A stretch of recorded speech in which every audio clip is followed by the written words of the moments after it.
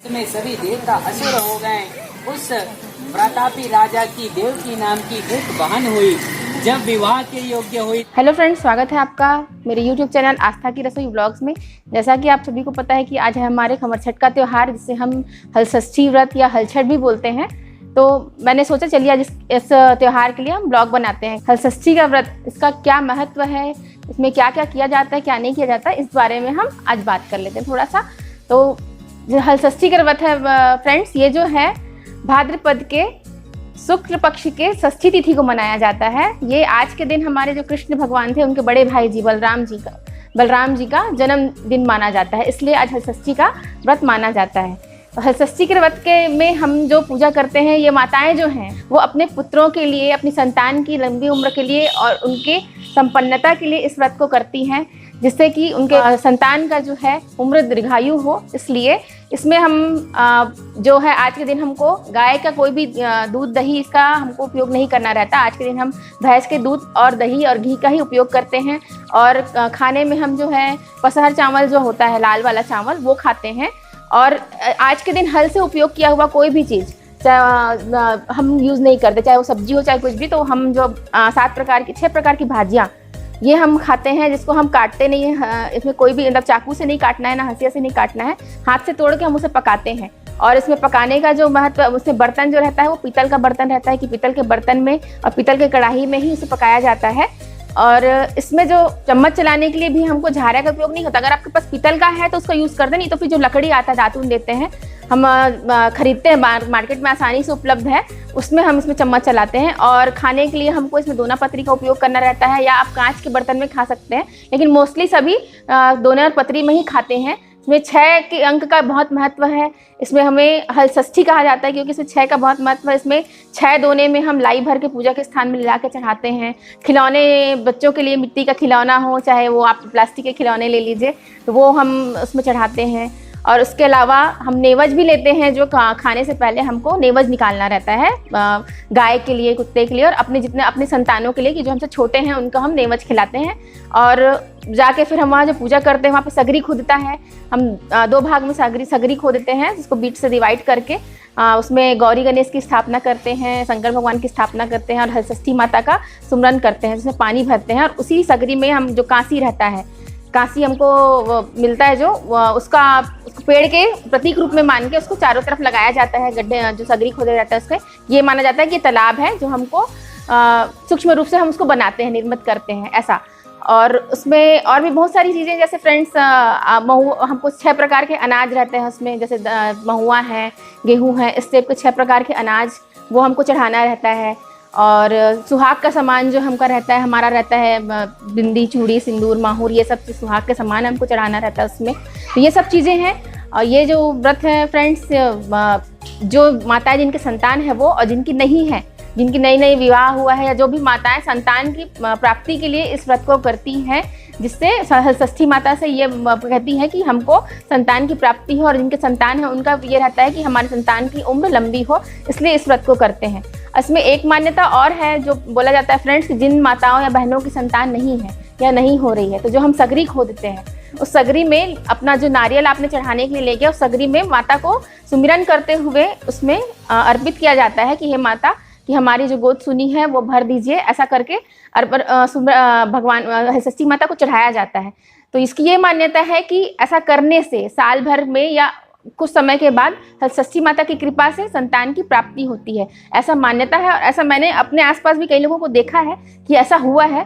तो ये भी एक मान्यता है जो होती है, तो इसलिए आज का व्रत किया जाता है और बहुत अच्छे से और धूमधाम से इस व्रत को मनाया जाता है, हमारे छत्तीसगढ़ में तो खास करके। तो ये था फ्रेंड्स आज के त्यौहार का महत्व।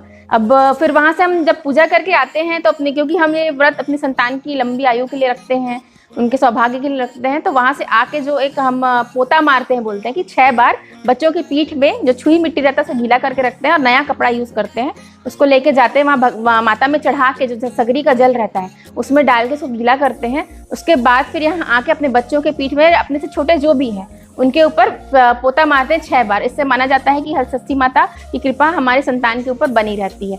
और एक बात और फ्रेंड्स, कि इसका जो पारण करना रहता है, जो हम जो खाते हैं दाल चावल और भैंस का जो दही है, घी है, दूध, जो भी हम यूज़ करते हैं, खाने के समय में, तो ये दिन ढलने के पहले हमें इसे खाना रहता है, दिन ढलने के बाद नहीं। और जो भी सगरी के पास जो हम पूजा करते हैं, जनरली कई लोग अपने घर में भी करते हैं, तो इसको दिन ढलने से पहले हमें जाके उसको तालाब में ठंडा करना रहता है, दिन ढलने के बाद इसको नहीं रखते हैं। अब देखिए फ्रेंड्स, मैं पूजा के लिए निकल रही हूँ। मेरी पूजा की थाली तैयार है। इसमें मैंने सभी जो पूजा की सामग्री वो रख लिए हैं। लाई है, दोना है, भैंस का दूध है, दही है, घी है, फल है, नारियल है, ये सब मैंने तैयारी कर ली है। बस हम पूजा के लिए निकल रहे हैं। पूजा करेंगे, उसके बाद वहाँ पे कथा सुनेंगे। यहाँ पे इसमें भी 6 प्रकार की कहानी सुनाई जाती है। अब वहाँ सासू माँ के साथ मैं जा रही हूँ, तो वहाँ अब वहाँ जाते हैं, फिर आपको दिखाते हैं कि वहाँ कैसी पूजा होती है। फिर वहाँ से हम वहाँ जाके पूजा करेंगे, आरती करेंगे, उसके बाद घर आके भोजन करेंगे। श्री सांब सदा शिव देवता नाम पूर्णम, श्री सकल देवता नाम पूर्णम, श्री हलषष्ठी देवी नाम पूजनम संकल्पम महं करिष्ये, श्री गणेशार्पणमस्तु। गणेश जी को पाठ करो। हरि ओम माय जागृतो दूरमुदयति दूरंगम ज्योतिराज्योतिरेकेन शिव संकल्पमस्तु, संकल्पं कुर्यात्।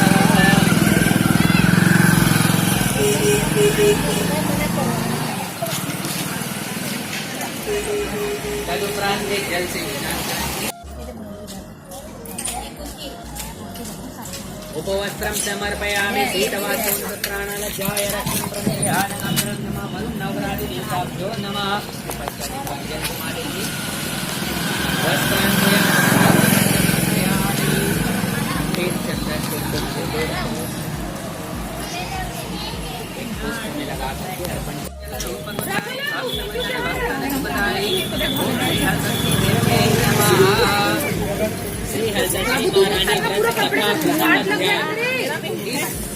एक समय द्वापर युग में श्री कृष्ण जी और राजा युधिष्ठिर एक जगह। हे राजन, जब मथुरापुरी में कंस राजा हुए, जिनके वंश में सभी देवता असुर हो गए, उस प्रतापी राजा की देवकी नाम की एक बहन हुई।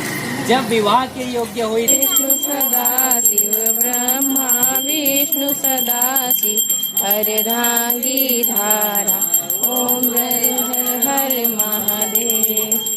कानन चतुरानन पंचानन राजे, स्वामी पंचानन राजे। हंसासन गरुरासन हंसासन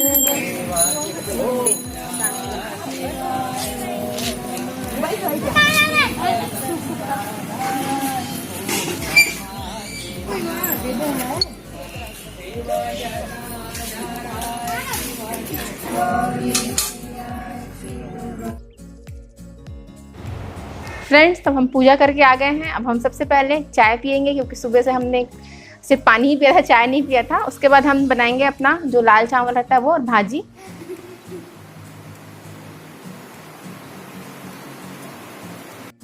देखिए फ्रेंड्स, हमारा भाजी और जो पसर चावल है वो बन चुका है। हमने पीतल के बर्तन का यूज़ किया था। यहाँ पे हमने भैंस का दही और मैंने इमली की चटनी भी बनाई है। इसको हाथ से मैश करके बनाया है इमली की चटनी। इसमें मिर्ची भी मैंने हाथ से मैश किया, घर में हुआ वो जो मिर्ची लगी थी वो बहुत टेस्टी लगता है। और पत्तल में हमने सब निकाल लिया है। देखिए ये भी मिर्ची है, कितना सुंदर है, ये टमाटर मिर्ची बोलते हैं इसे। इसे मैंने घी में तल के रखा हुआ है। और यहाँ पे हमने नेवज भी निकाल लिया है। यहाँ पे 6 लोगों के लिए नेवज निकालते हैं, जिसमें एक गाय का और एक कुत्ते का रहता है। बाकी फिर अपने से छोटे लोगों को या अपने बेटों को खिलाते हैं, बच्चों को खिलाते हैं। तो अब हम, और यहाँ पे अब हम सबसे पहले नेवज देने के बाद इसमें होम देते हैं, अग्निदेव में होम देने के बाद फिर हम स्टार्ट करेंगे। मैं नेवज निकाल लेती हूँ।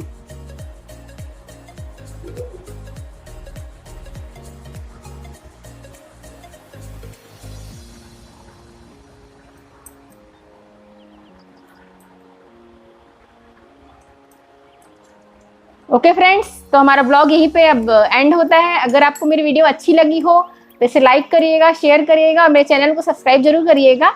तब मिलते हैं अगले वीडियो में, तब तक के लिए बाय बाय।